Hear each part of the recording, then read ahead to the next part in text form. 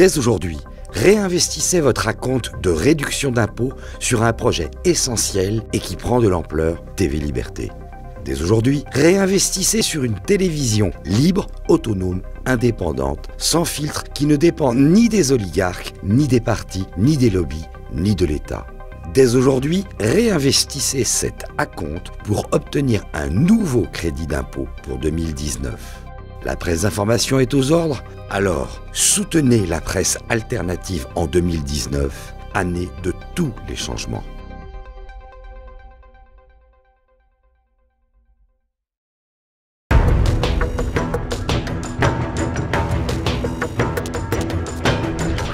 Cette politique, elle essaie de se donner bonne conscience en tentant de nier contre toute vraisemblance scientifique la nature humaine de l'enfant à naître.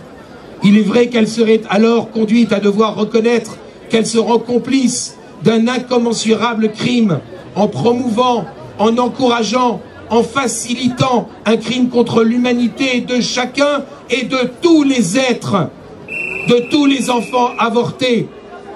Certains pensent même qu'il s'agit là d'un authentique populicide, voire génocide, tant le nombre cumulé de victimes est colossal. Nier l'humanité de l'enfant à naître relève du déni de réalité, car tout le patrimoine génétique fait un être unique, un être singulier, qui fait un être unique, un être singulier et présent dès la conception. L'enfant à naître est bien un être humain, un être distinct aussi bien de son père que de sa mère, un être irréductible à quiconque, y compris à celle qui, pendant un temps, le porte en son sein. Ce que l'avortement met en jeu, c'est le corps personnel de l'enfant à naître, le même corps qu'il aura toute sa vie, son propre corps dont personne n'a le droit de disposer, que personne n'a le droit de s'approprier. L'enfant à naître est le résultat de la rencontre du féminin et du masculin. Leur conjonction est indispensable pour qu'il y ait conception.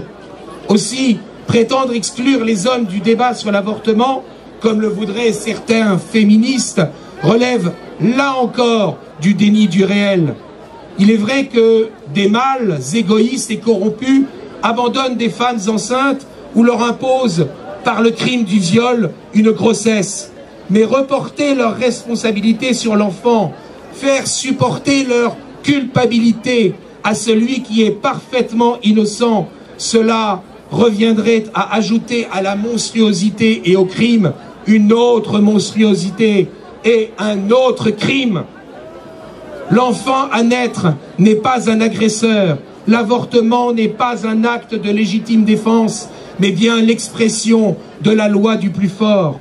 L'avortement punit l'enfant à naître d'exister alors qu'il est totalement innocent. Quel acte a-t-il commis qui mériterait, comme rétribution, son élimination? Aucun, aucun. Il n'a rien fait, il n'a rien demandé, pas même d'être conçu. Il est en vie, c'est tout. Et parce qu'il est le plus innocent de tous les innocents, parce qu'il est le plus sans défense de tous les sans défense, il serait permis de le mettre à mort. Il y a là plus qu'une barbarie, c'est le plus barbare de tous les totalitarismes.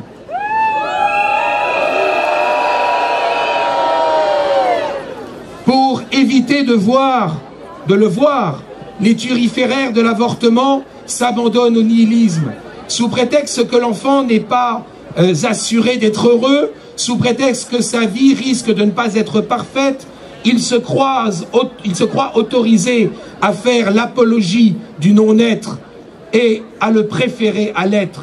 L'idéologie mortifère par excellence, mortifère pour l'enfant à naître, dont on nie l'être singulier, dont on refuse l'espérance que sera sa vie, mais mortifère aussi pour la société, car l'apologie de l'avortement refuse de voir que l'enfant à naître est un être vivant qui, avant même d'être né, joue déjà un rôle social, celui de successeur, celui de continuateur. La politique en faveur de l'avortement relève du suicide collectif. D'ailleurs, certains politiques osent justifier la limitation des naissances pour faciliter l'accueil de l'immigration. Avortement de masse et immigration de masse vont bien souvent dans leur esprit de pair. L'avortement nie la vie innocente de l'enfant, de chacun des enfants à naître qu'il élimine. Mais l'avortement est aussi une agression contre la cohésion intergénérationnelle et culturelle du corps social. Par votre présence, par notre présence à la Marche pour la vie, nous témoignons que nous n'entendrons jamais céder à la culture de mort. Nous témoignons de notre opposition à l'homicide de l'enfant à naître et au suicide démographique et culturel de notre société. La force de la vie est immense. Soyons assurés que la vie l'emportera. Bonne marche pour la vie à tous! La marche pour la vie est toujours une journée importante parce que c'est finalement le seul moment de l'année où on parle des causes et pas des conséquences. C'est ce que j'ai dit tout à l'heure au point presse. En fait, je suis heureux que les journalistes commencent à s'intéresser à d'autres choses que à la PMA pour toutes. Non pas que ce ne soit pas un sujet important, la PMA pour toutes, mais en fait c'est une conséquence de ce qui a été voté, non pas l'année dernière ou il y a 2 ans, mais surtout de ce qui a été voté depuis 25 ans en termes de loi de bioéthique. C'est-à-dire qu'on a libéralisé l'utilisation de l'embryon humain, l'utilisation des gamètes, l'utilisation des tests de dépistage, etc. Et puis, en fait, tout le début de la vie a été instrumentalisé, marchandisé. Et maintenant, on s'étonne, 25 ans plus tard, d'avoir ce qui apparaît comme des dérives aux yeux du plus grand nombre, parce que ça choque quand même quelques personnes, la PMA pour les femmes seules, et puis peut-être un jour la GPA. Alors, c'est certain que ce sont des thèmes de préoccupation, et c'est normal de s'y intéresser. Mais enfin, au lieu de pleurer les conséquences, il faudrait commencer par arrêter de chérir les causes. Et c'est la raison pour laquelle des lieux et des moments comme celui de la marche pour la vie sont l'occasion de rappeler toutes ces choses-là. Donc voilà, et nous, voilà, on va proposer à une personne trisomique 21 de prendre la parole pour montrer la sélection eugéniste dont elle fait l'objet et qui passe malheureusement totalement inaperçue. On a quand même, par rapport à des pathologies qui ne sont pas mortelles, des dépistages qui vont aboutir à 100% d'élimination d'une population triée sur le fondement de son génome. Alors, on n'est plus dans la médecine, là, on est dans le business. Pourquoi on sélectionne à 100% les personnes trisomiques 21? C'est parce que ça rapporte. Après ça, on fait porter aux gens, effectivement, une prétendue intention eugéniste, mais ce ne sont pas les parents qui veulent des enfants parfaits. Simplement, on oblige les parents à demander des tests que les médecins leur proposent et que les laboratoires leur vendent. Et puis, ça aboutit, cet eugénisme de masse, qui est quand même une véritable honte, parce que c'est la première fois dans l'histoire de l'humanité que la médecine rend mortelle une pathologie qui ne l'est pas. Voilà le genre de propos qu'on peut tenir à la marche pour la vie et qui permettent, lorsque les journalistes sont assez nombreux, d'en rendre compte. Il y a sûrement des gens ici qui se sentent gilets jaunes, des marcheurs pour la vie qui se sentent gilets jaunes, des gilets jaunes qui se sentent marcheurs pour la vie, tout ça n'est pas choquant. Maintenant, notre manifestation, elle est inscrite dans l'histoire depuis plus de 10 ans, donc elle a été déposée, elle est tout à fait encadrée, tout à fait pacifique. Donc je pense que le gouvernement ne va pas commettre une erreur supplémentaire en exerçant une répression à l'égard de personnes qui manifestent tranquillement depuis des années sur des thèmes qui sont certes très importants, très clivants, mais non, j'ai absolument pas de crainte à cet égard. Qu'est-ce qu'il y a de plus important que la défense de la vie humaine? La vie humaine, ça paraît bête à dire, et pourtant c'est vrai, c'est la condition de la vie politique. Donc je pense que cette manifestation est très importante. Ça fait longtemps déjà qu'on est dans la rue sur la question de l'avortement. On y sera aussi longtemps qu'il faudra, et je suis très heureuse, cette année en particulier, vu le contexte de grande interrogation, on va dire, nationale, d'être ici aujourd'hui. On parle aujourd'hui de notre mot d'ordre, nous, c'est la convergence des détresses. Et c'est pas seulement une formule.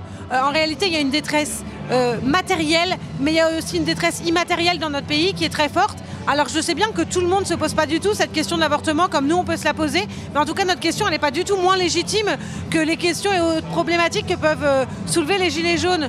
Je pense qu'on doit être libre de faire remonter nos interrogations, nos revendications et nos demandes. Et nous, notre demande, c'est le respect de la vie, de sa conception à sa mort naturelle. Et je pense qu'en fait beaucoup de gilets jaunes peuvent se retrouver là-dedans. On sait que les gilets jaunes c'était une mobilisation qui s'est distinguée par le fait qu'il y avait énormément de femmes et notamment de femmes seules. Il faut se rendre compte que les femmes seules qui élèvent leurs enfants sans le père, c'est la nouvelle classe pauvre en fait dans notre pays. Et je pense que ces femmes-là, elles peuvent être rejointes par cette question de l'IVG.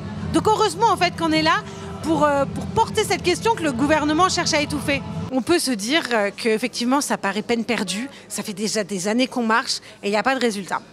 Alors j'ai deux choses à dire. D'abord, tout ce qui est grand ne se construit pas en un jour. Et je suis de ceux qui sont fiers d'être capables de porter un combat sur le temps long.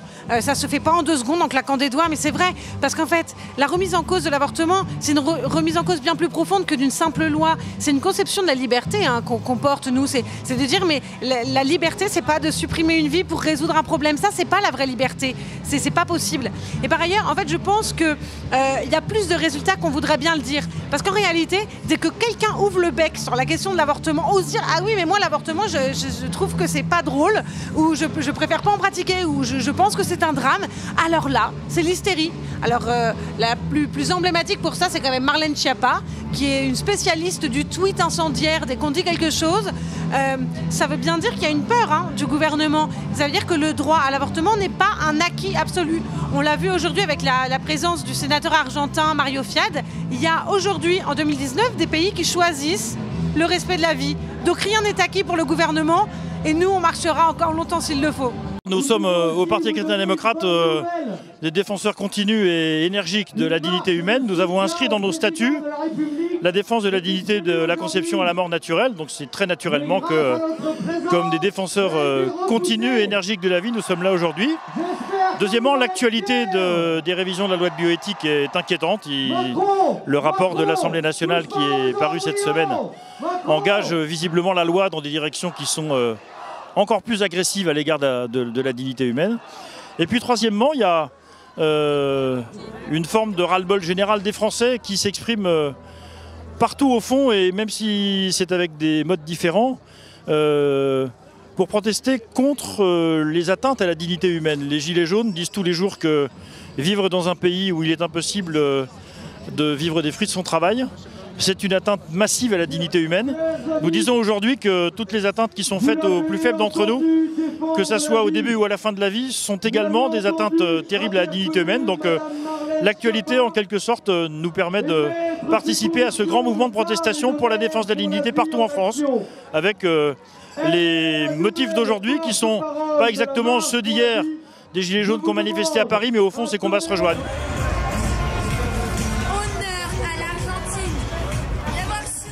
Je suis venu ici pour défendre la vie, voilà, parce que la vie est un don de Dieu et que la vie est menacée aujourd'hui dans notre société, malheureusement, et que 220 000 avortements par an, c'est beaucoup trop, et que de toute façon, ce sera même un seul, ce sera trop. Et on ne peut pas s'habituer à cela. En fait, depuis 1974, cette loi a été votée. Et le drame, c'est qu'aujourd'hui, beaucoup de consciences sont anesthésiées. Et on ne fait plus attention à cette loi qui, pour beaucoup de générations aujourd'hui, est normale. Elle est entrée dans les mœurs. Et donc, s'il n'y a pas des hommes, des femmes qui se lèvent pour dire « Eh bien non, cette loi est inique. Voilà, on ne peut pas cautionner cette loi. Voilà, et bien, si personne ne se lève, eh bien peu à peu ça continuera d'imprégner les consciences et les gens s'habitueront et trouveront ça normal.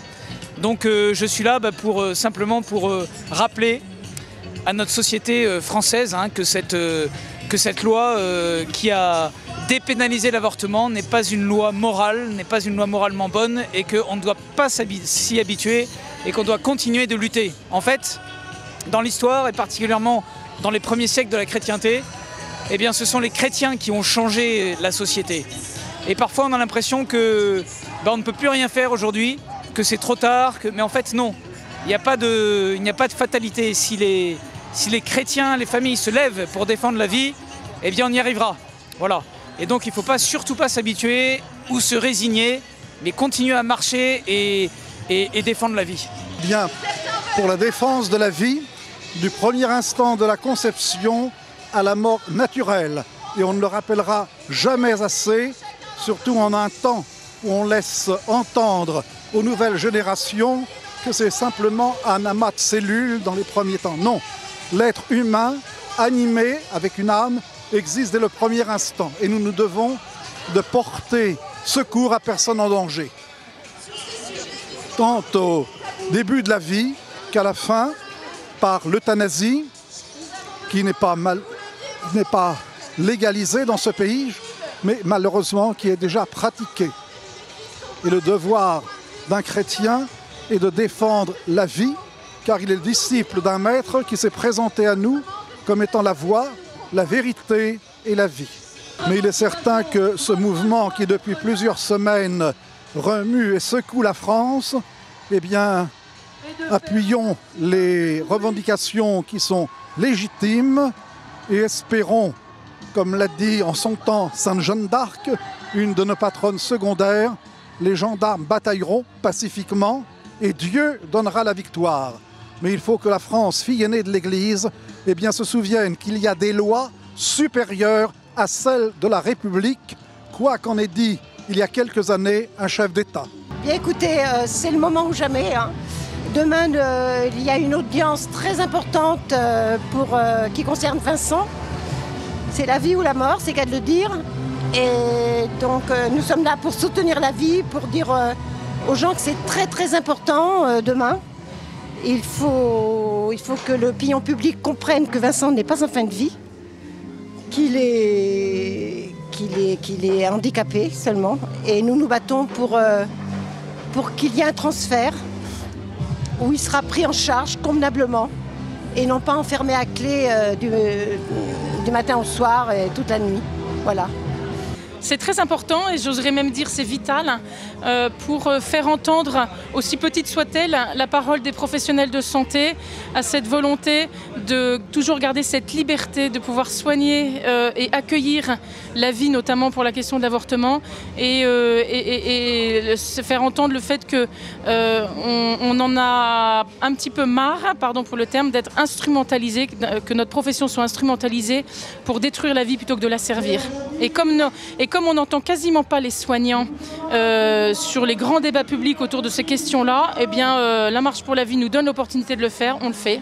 Il y en a même qui sont témoins ou qui ont pratiqué des actes contre la vie et qui pensent comme nous, sauf qu'ils n'osent pas le dire parce que ça n'est pas politiquement correct dans la mesure où notre opinion diffère de la pensée qui nous est imposée. Et le gros problème aujourd'hui, c'est qu'il y a beaucoup de professionnels qui pensent comme nous, mais ils sont très peu nombreux à oser se montrer parce que les représailles et les pressions derrière peuvent être très violentes. Alors moi j'ai été confrontée à 2 reprises à l'avortement pour ne parler que de cette réalité-là, notamment comme je le disais tout à l'heure à une jeune femme de 16 ans chez qui on a fait faire un avortement à un stade bien dépassé de 12 semaines et qui, une nuit où je travaillais dans une structure privée, a expulsé un enfant de 5 mois et demi de grossesse qui était une petite fille, qu'il a expulsé plus tôt que prévu et j'ai dû prendre en charge cette jeune femme cette nuit-là puisque en même temps qu'elle a expulsé l'enfant,